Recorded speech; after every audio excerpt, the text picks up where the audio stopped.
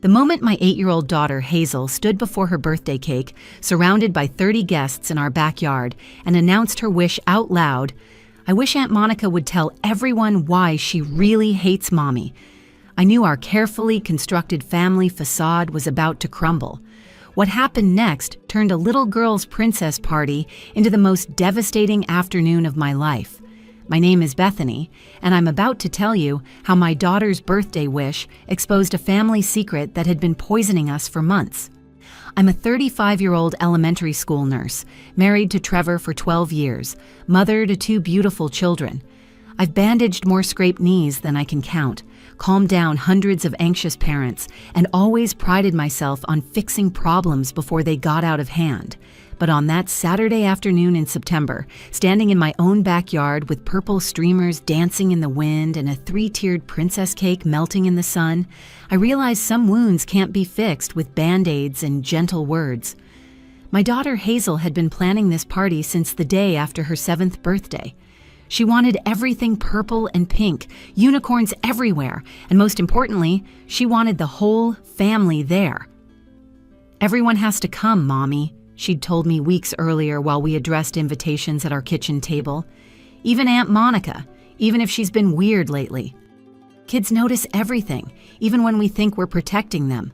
Monica is my sister-in-law, Trevor's older sister, and for the past 3 months, she'd been waging a cold war against me that had split our family down the middle. She's 38, a successful real estate agent who always showed up to family events in perfectly pressed blazers and designer heels, making me feel underdressed even at casual barbecues. But beneath that polished exterior, Monica had been struggling with something none of us wanted to name. Trevor, my husband, is the kind of man who believes every problem can be solved with patience and good intentions. At 36, he manages a small accounting firm and approaches family drama the same way he handles tax season, methodically, carefully, and with the hope that if we just follow the right steps, everything will work out. He'd been trying to navigate between his sister and me for months, and I could see the exhaustion in his eyes every time Monica's name came up. Then there's Dorothy, my mother-in-law, 62 years old, and the undisputed matriarch of the Morrison family. Dorothy had raised Trevor and Monica alone after their father left when they were young, and she carried that protective fierceness into every family gathering. She commanded respect just by walking into a room, and her approval meant everything to both her children, which is why Monica's recent campaign to turn Dorothy against me had been so effective. My son Colton, 10 years old and wise beyond his years, had been watching. The family tension with the careful attention of a child who knows something's wrong but hasn't been told what. He'd started positioning himself between Monica and me at family dinners, like a tiny bodyguard in a Pokemon t-shirt. "Mom, why doesn't Aunt Monica laugh at your jokes anymore?" he'd asked me the week before the party. I'd told him adults sometimes go through complicated times, but even I didn't believe my own explanation. As I stood there that morning, arranging 30 paper plates with unicorn designs and checking the bounce house for the 5th time, I had no idea that within 4 hours my 8-year-old daughter would accomplish what months of careful diplomacy couldn't. She would force us all to stop pretending, stop lying, and stop protecting secrets that were slowly killing our family. The party was supposed to start at noon. By 11:45, my kitchen looked like a cotton candy factory had exploded in it. My mother, Patricia, had arrived early with her famous potato salad and immediately took control of the food situation. "Bethany, sweetheart, you're going to give yourself a heart attack before the first guest arrives," she said, gently moving me away from the oven where I was obsessively checking the pizza rolls. "Let me handle this. You go make sure that bounce house is properly secured. Last thing we need is it flying away with someone's child inside." My mother had been my rock through the Monica situation.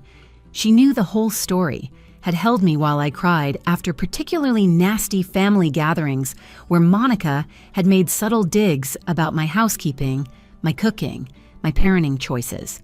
"She's hurting," my mother had said. Hurt people, but that doesn't mean you have to stand there and take it." The doorbell rang at exactly noon, and suddenly our quiet Saturday transformed into controlled chaos. Hazel's best friend Jenna arrived first, carrying a gift bag bigger than she was, followed immediately by 6 more classmates. Parents filed in carrying presents, offering to help, complimenting the decorations. I shifted into hostess mode, the smile coming naturally even as my stomach churned with anxiety about Monica's impending arrival. Trevor handled the bounce house supervision while Colton organized the younger kids into teams for the party games we'd planned. Hazel was in her element, twirling in her purple princess dress, her tiara catching the sunlight as she hugged each arriving guest. For a moment, I let myself believe everything would be fine. Monica would behave for Hazel's sake. Dorothy would keep her in check. We'd get through 3 hours without incident. I should have known better. In families like ours, where secrets grow in silence and resentment builds behind polite smiles, birthday wishes have a way of bringing everything into the light. The morning of Hazel's 8th birthday started perfectly. Pink streamers twisted across our backyard, unicorn balloons bobbed in the breeze, and the 3-tiered princess cake I'd spent 2 days decorating sat like a masterpiece on the dessert table. Each layer was a different shade of purple, with edible glitter that caught the morning light, and tiny fondant unicorns I'd molded by hand after watching 17 YouTube tutorials. As I adjusted the Happy 8th Birthday Hazel banner for the 5th time, making sure it hung perfectly straight between the 2 oak trees, Trevor wrapped his arms around me from behind. "You've outdone yourself, Beth," he said, kissing my cheek. "She's going to remember this forever." I leaned into him, feeling the warmth of his chest against my back, watching through the kitchen window as Hazel practiced her princess twirls in her new purple dress. The dress had cost more than I wanted to spend, but the joy on her face when she'd tried it on at the store made every penny worth it. I just want it to be perfect. She's been talking about this party for months. What I didn't tell Trevor was that I'd specifically planned every detail to avoid any family drama. The seating arrangement I'd sketched out at midnight 2 nights ago placed Monica at the opposite end of the yard from where I'd be stationed at the food table. I'd prepared Dorothy's favorite spinach artichoke dip, the one she always asked for, hoping that good food might soften any harsh words. I'd even rehearsed neutral conversation topics in my head, safe subjects that couldn't possibly lead to conflict. The weather, Hazel's good grades, the new shopping center being built downtown. "Is Monica coming?" I asked, trying to sound casual while straightening a tablecloth that didn't need straightening. Trevor tensed slightly, his arms loosening around me. "She said she would. Mom would kill her if she missed Hazel's birthday." "And she's doing okay?" I pressed, immediately regretting the question when I felt Trevor pull away completely. "Beth, please, not today. Whatever's going on between you two, can we just put it aside for one afternoon?" I turned to face him, seeing the exhaustion written across his features. He'd been sleeping poorly for weeks, tossing and turning as he tried to figure out how to fix something that neither his sister nor his wife would fully explain to him. "I'm trying, Trevor. I really am." "I know," he said, softening. "I just want Hazel to have a good day." The doorbell rang before I could respond, and suddenly our quiet house exploded with excitement. Hazel raced down the stairs, her tiara bouncing precariously on her head, shouting, "They're here! My friends are here!" The next hour was a blur of arriving guests.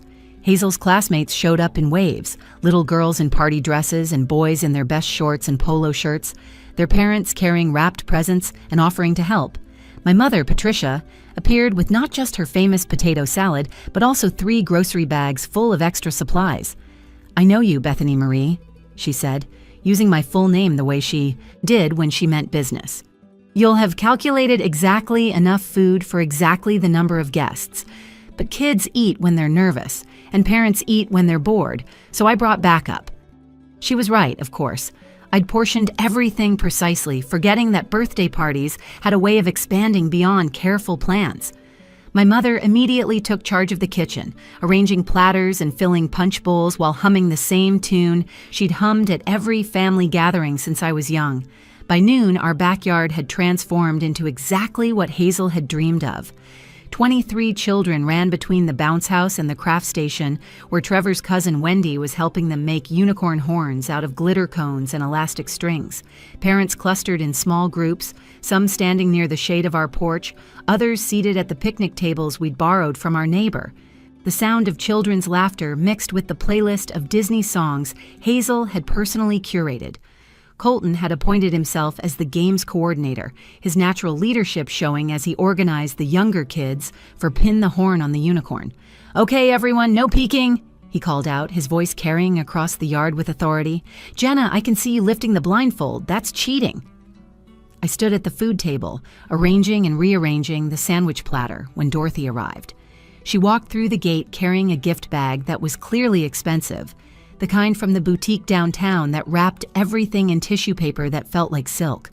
She surveyed the party with the calculating eye of someone who'd raised 2 children and judged every birthday party against her own standards. "The decorations are lovely, Bethany," she said, which from Dorothy was high praise indeed. "Hazel must be thrilled." "She is," I replied, grateful for the approval. "She helped pick everything out." Dorothy nodded, then glanced around again. "Monica's not here yet?" "Not yet," I said, trying to keep my voice neutral, "but it's still early." Dorothy made a sound that could have meant anything, then moved off to greet other family members who'd started arriving. Trevor's Uncle Robert, my brother-in-law Kevin with his wife Stella, and their twin boys, various cousins and family friends who'd known Hazel since she was born. The yard was filling up nicely, the party hitting that perfect rhythm where everything felt effortless, even though I'd planned every minute. That's when Monica arrived. Monica walked through the backyard gate 45 minutes late, carrying a small, unwrapped gift bag and wearing sunglasses despite the overcast sky. Her hair was perfectly styled in those beachy waves that took an hour to create, but were meant to look effortless, and her sundress was the kind of crisp white that seemed to repel stains and wrinkles through sheer force of will. She bypassed me entirely, not even acknowledging my presence. At the food table, heading straight for Dorothy, who was holding court near the drinks table with a group of elderly relatives. "There's my girl," Dorothy called out, embracing Monica warmly. We were starting to worry. "Traffic was terrible," Monica said, loud enough for everyone to hear. "You'd think people would have better things to do on a Saturday than clog up the roads." I watched them from across the yard, my stomach tightening as Monica whispered something in Dorothy's ear. Dorothy's expression shifted, her smile faltering for just a moment before she caught herself. Her eyes found me through the crowd, and in that look, I saw confusion and something else that made my chest hurt. Whatever Monica had said, it wasn't good. Trevor appeared at my side, carrying a tray of juice boxes from the kitchen. He followed my gaze and sighed. "Maybe I should go talk to them." "No," I said, forcing a smile as one of Hazel's friend's mothers approached. "Let's just get through the party." Mrs. Freeman, Hazel's second-grade teacher, reached for a sandwich while making small talk about the end of the school year. I nodded and responded appropriately, but my attention kept drifting to Monica, who was now making her rounds through the party like a politician working a crowd.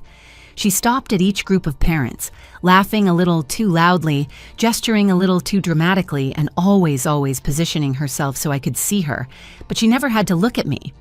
When my friend Valerie complimented the decorations, saying she wished she had my creative eye, Monica's voice cut through from just a few feet away. "Well, Bethany's always been good at making things look perfect on the surface." She said it with a smile, talking to Trevor's cousin Wendy, but the words were meant for me. Wendy looked uncomfortable, glancing between Monica and me. "The kids seem to be having fun," she offered weakly, trying to redirect the conversation. "Oh yes," Monica continued, adjusting her sunglasses. "Children are so innocent. They don't see what adults try to hide."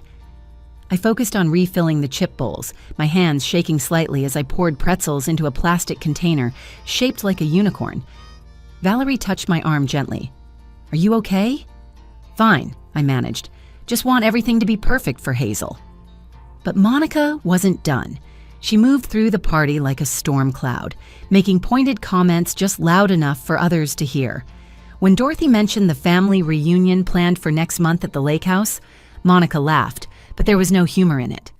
"Oh, I won't be there," she announced to the cluster of relatives around Dorothy. "In fact, I won't be at any family events anymore. Some of us aren't welcome when certain people are hosting." Uncle Robert looked confused. "What are you talking about, Monica? It's at the lake house. We're all welcome there." "Are we?" Monica asked, finally looking in my direction. "Or are some of us being discussed behind closed doors, being accused of things, having our reputations destroyed by people we thought we could trust?" The party atmosphere shifted palpably. Parents began to notice the tension, conversations quieting when Monica passed. Children continued playing, oblivious, but the adults exchanged worried glances.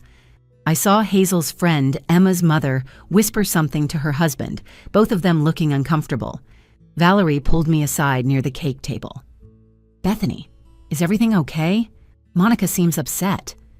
"Family stuff," I said weakly, my standard response becoming less believable each time I used it. "You know how it is." But I didn't know how much longer I could hold it together. Monica was circling me like a shark, each comment getting closer to blood.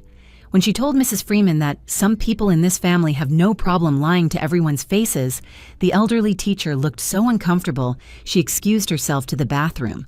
I was arranging the birthday plates around the cake, trying to stay busy, when I heard Monica talking to Kevin and Stella near the bounce house. "It's just sad when people pretend to care about family but really just want to control everyone, making up stories, spreading rumors, turning mothers against their own daughters." That was it, the final straw.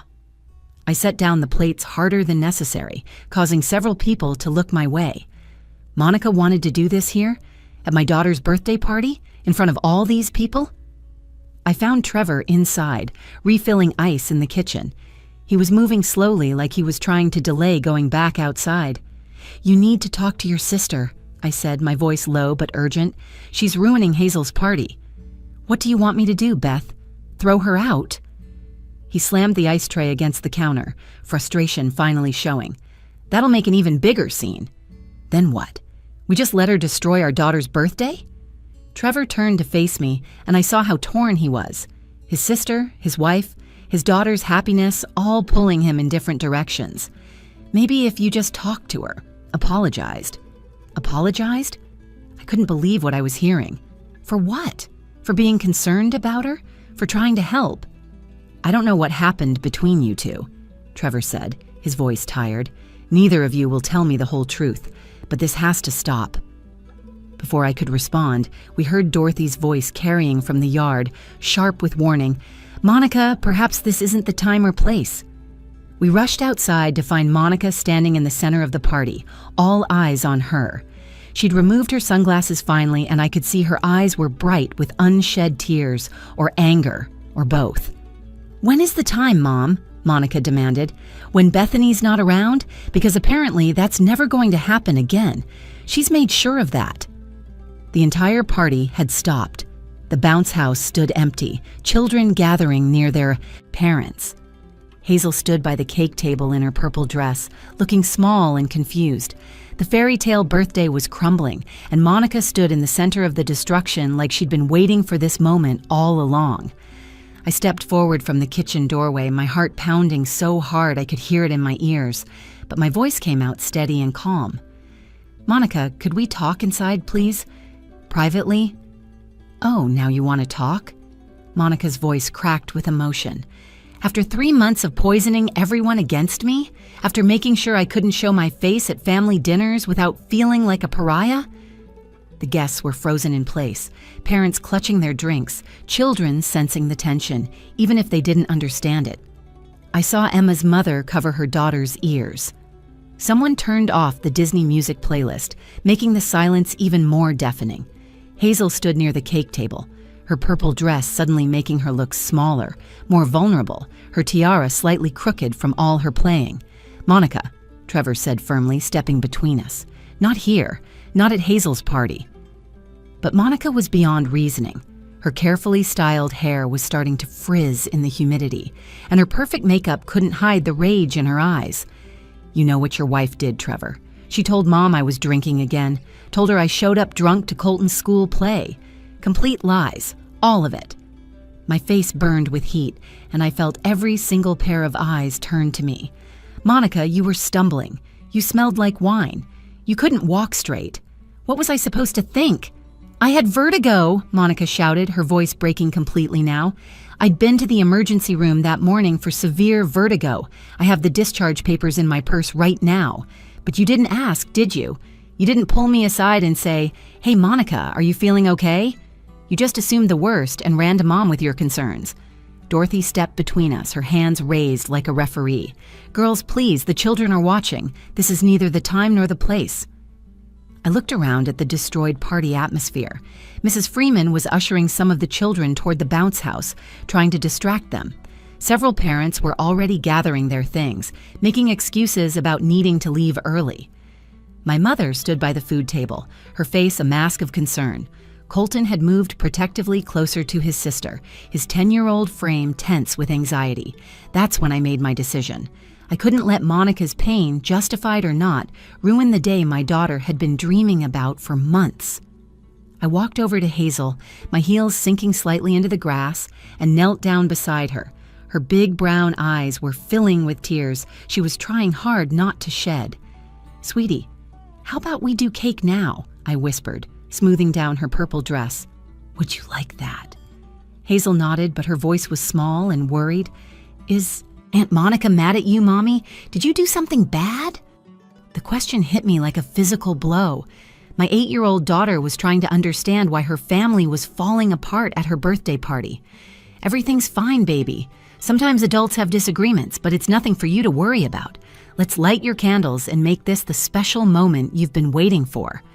I stood and announced loudly, channeling every ounce of false cheer I could muster. "Everyone, gather around. It's time for cake." The crowd moved hesitantly toward the dessert table. Some of the parents who'd been heading for the exit stopped, not wanting to seem rude by leaving during the cake cutting. Others guided their children forward, grateful for something normal to focus on. The 3-tiered purple cake stood waiting, innocent and beautiful, unaware of the disaster surrounding it. Trevor fumbled with the lighter, his hands shaking slightly as he lit the 8 candles plus 1 for luck. The tiny flames flickered in the breeze, and I started singing "Happy Birthday," my voice shaky but determined. One by one, others joined in. My mother's strong voice, then Valerie's, then the children, creating a fragile moment of normalcy. But I could see Monica still standing apart from the group, her arms crossed, tears streaming down her face now without any attempt to hide them. Dorothy stood beside her, one hand on her daughter's arm, whispering something urgently. The song continued, feeling both endless and too short, every note a plea for this moment to somehow save the day. "Happy birthday, dear Hazel. Happy birthday to you." The song ended with scattered applause.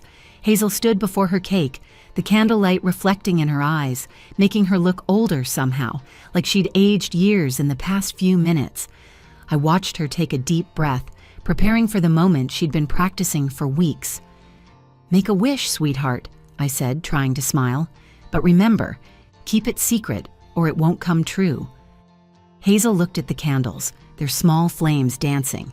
Then she looked at Monica, who was watching from the edge of the crowd, mascara running down her cheeks.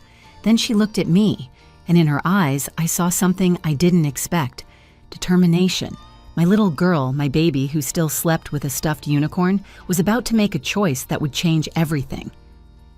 "Mommy," she said quietly, but in the silence, everyone heard her.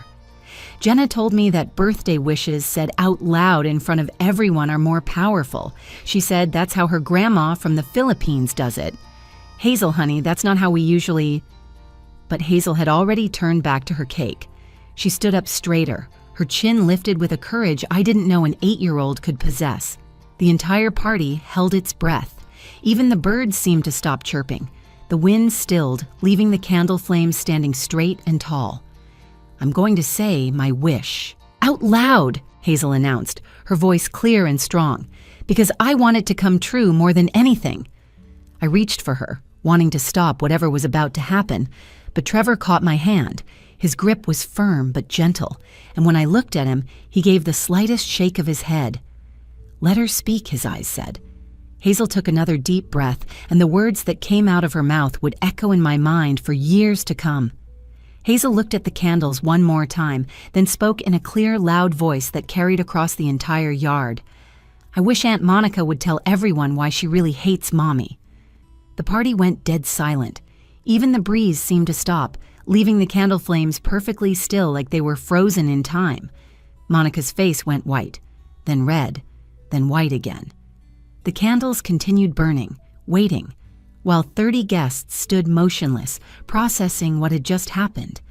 "Hazel," I whispered, mortified, my hand flying to my chest. "Honey, you're supposed to keep wishes secret." But Hazel wasn't finished. She turned to face the crowd, her purple dress swishing around her, her tiara catching the afternoon sun. At my friend Jenna's party, her grandma said birthday wishes made out loud in front of everyone are more powerful. And I want my family to stop fighting. I'm tired of pretending everything is okay when Mommy cries in the bathroom and Daddy sleeps on the couch and Aunt Monica won't come to Sunday dinners anymore. My daughter, my baby girl, had been watching everything. She'd seen through all our careful pretenses, our forced smiles, our attempts to shield her from adult problems, the tears I thought I'd hidden, the arguments Trevor and I had in hushed voices after bedtime, Monica's empty chair at family gatherings. Hazel had absorbed it all. Monica's harsh expression crumbled completely. She looked at this little girl in her purple dress, candles still burning, the entire party waiting for an answer.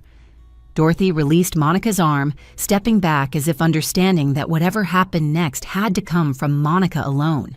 Then Monica did something that shocked everyone, including me.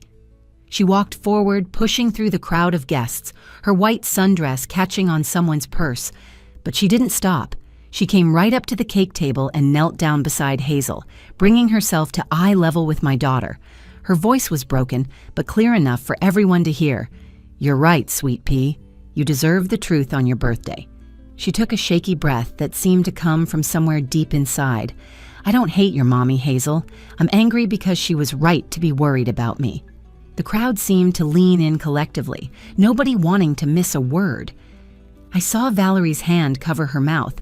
Mrs. Freeman had stopped trying to distract the children and was watching with everyone else. Monica continued, her voice getting stronger. "I have been drinking again. I've been hiding it for months. I started after I lost the Peterson estate sale, my biggest client. 1 glass of wine to relax became 2, then 3. Then I was hiding bottles in my home office, in my car, drinking before family events to get through them." Dorothy gasped audibly, her hand flying to her chest. "Monica, darling, why didn't you tell me?" Monica looked up at her mother, tears flowing freely now. "Because you were so proud of me, Mom, your successful daughter, the real estate agent who had everything together. I couldn't bear to disappoint you." She turned back to Hazel. "When your mommy saw me at Colton's school play, I had been drinking, but I lied about it. I made up a story about vertigo, even got old emergency room papers from when I actually had vertigo last year, and tried to make everyone believe your mom was making things up." "But why?" Hazel asked, her innocent question cutting straight to the heart of everything. Monica touched Hazel's cheek gently. "Because when someone shows you who you really are, sometimes it's easier to hate them than to face the truth. Your mommy told Grandma Dorothy because she loved me enough to try to get me help, even knowing I'd be angry. And instead of admitting I needed help, I spent 3 months trying to punish her for caring about me." Monica stood and faced me directly, for the first time in months. The crowd parted slightly, creating a path between us. "Bethany, I'm sorry. In front of everyone here, I'm sorry. You tried to save me from myself, and I turned the family against you. I told people you were controlling, that you were trying to push me out of the family, that you were jealous of my relationship with Dorothy. All lies to cover up my own shame." I felt my legs shaking, tears streaming down my own face now. "Monica, I never wanted to hurt you. I just saw you struggling and I didn't know what else to do." "I know," Monica said, her voice breaking again. "Deep down, I've always known. That's what made it worse. You did exactly what I would have done if our positions were reversed." Hazel looked between us, then at the candles that were now dripping purple wax onto the white frosting. "The candles are melting," she announced with the urgency only a child could muster at such a moment. "We need to blow them out now, both of you, together." Monica and I looked at each other, really looked at each other for the first time in months. Behind her tears and smudged makeup, I saw my sister-in-law, the woman who had taught Hazel to French braid her hair, who had been at the hospital when Colton was born, who had once been one of my closest friends. "Together?" I asked, extending my hand to her. Monica took it, squeezing tight. "Together." We leaned in on either side of Hazel, who was bouncing with excitement despite the emotional hurricane that had just passed through her party. "Okay, on 3. Hazel commanded. 1, 2, 3. We all blew together, extinguishing every flame in one breath. The yard erupted in applause, not the polite clapping of party guests, but genuine emotional appreciation for what they'd just witnessed. Some people were crying, others were smiling through their tears. Even the children, who didn't fully understand what had happened, seemed to sense that something important had just occurred. Hazel threw her arms around both Monica and me, pulling us into a three-way hug that nearly knocked the cake off the table. "Best birthday wish ever," she declared, her voice muffled by our embrace. "Now can we eat cake? I'm starving." The tension broke with laughter. Real laughter for the first time all afternoon. Trevor appeared with a knife to cut the cake, his eyes red but relieved. Dorothy joined us, wrapping her arms around Monica from behind, whispering something that made Monica cry harder, but also nod with what looked like hope. As I served the first piece to Hazel, she looked up at me with those wise brown eyes and said, "Mommy, sometimes the truth is the best present, isn't it?" I kissed the top of her head, breathing in the strawberry scent of her shampoo. "Yes, baby. Sometimes it really is." The rest of the party took on an almost magical quality. Monica stayed, really stayed, not just physically present, but emotionally engaged. She helped serve cake, getting frosting on her perfect white dress and laughing about it. She played freeze dance with the kids, kicked off her designer heels to jump in the bounce house, and even let Hazel paint a unicorn on her face at the craft station. The woman who had walked in like a storm cloud transformed back into the Aunt Monica my children had always adored. As parents started gathering their children for departure, something unexpected happened. Mrs. Freeman approached Monica and quietly pressed a business card into her hand. "My brother runs a recovery program downtown," she said softly. "It's discreet, effective, and they take insurance, just in case you want to talk to someone." Then Valerie hugged Monica tight and whispered something that made Monica nod gratefully.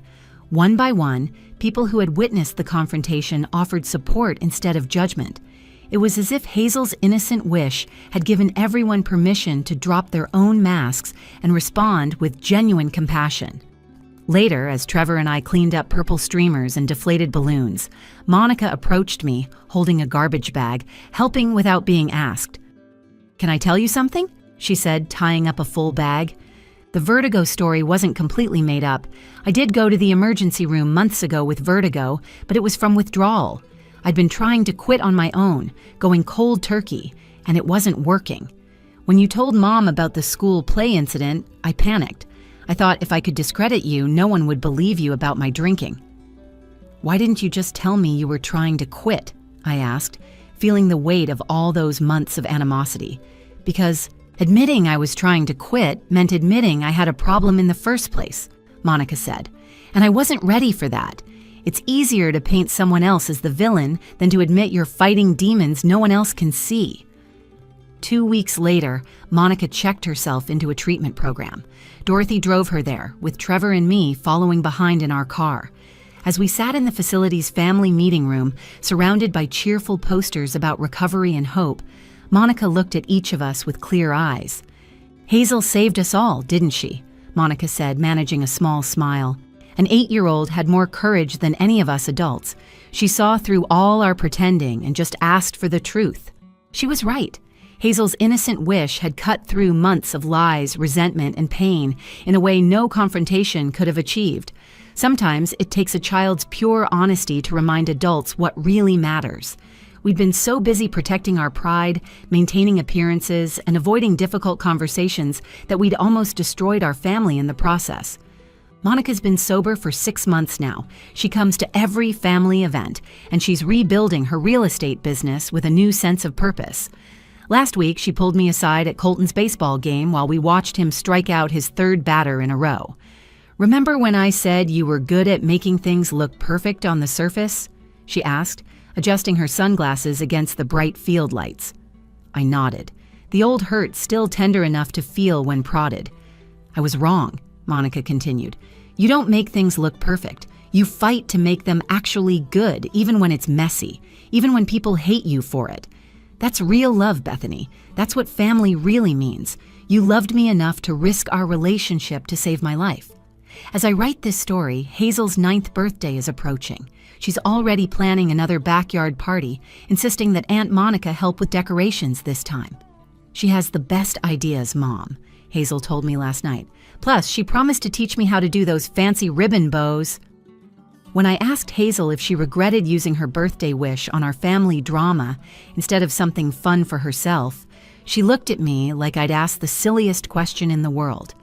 Mommy, I got exactly what I wanted, she said matter-of-factly while brushing her American Girl doll's hair. My family together and nobody pretending anymore. That's better than any toy. Plus, now Aunt Monica and I have a special bond because my wish helped her get better. She was right, of course. The truth, even when it comes from an 8-year-old's birthday wish, has a way of setting everyone free. The party that I thought was ruined became the moment our family started healing. And sometimes, the most broken moments become the ones that save us all. Dorothy now tells everyone that Hazel's 8th birthday party was the best family gathering we ever had. It was the day we stopped being polite relatives, she says, while showing pictures from Hazel's party to anyone who will look, and remembered how to be real family. My granddaughter taught us all a lesson about courage that day. Monica and I text each other every morning now, just a simple check-in that keeps us connected. How are you, really? We ask each other, emphasis on the really, because that's what Hazel taught us that day. Family isn't about perfect parties or careful appearances or protecting people from difficult truths. It's about loving each other enough to be honest, even when the candles are lit and everyone's watching. Trevor and I are stronger too. We learned to stop protecting each other from hard truths and started facing them together. He told me later that watching our 8-year-old daughter show more bravery than either of us had shown in months was both humbling and inspiring. We were so worried about keeping the peace, he said one night as we watched home videos from the party, that we almost lost everything that mattered. The video shows the moment right after the candles were blown out, when the 3 of us were hugging by the cake. You can see other parents wiping their eyes in the background. You can hear children laughing. You can feel the shift from tension to relief, from secrets to truth, from broken to beginning to heal. It's become my favorite video, not despite the drama, but because of how it ended. Last month, Monica received her 6-month sobriety chip.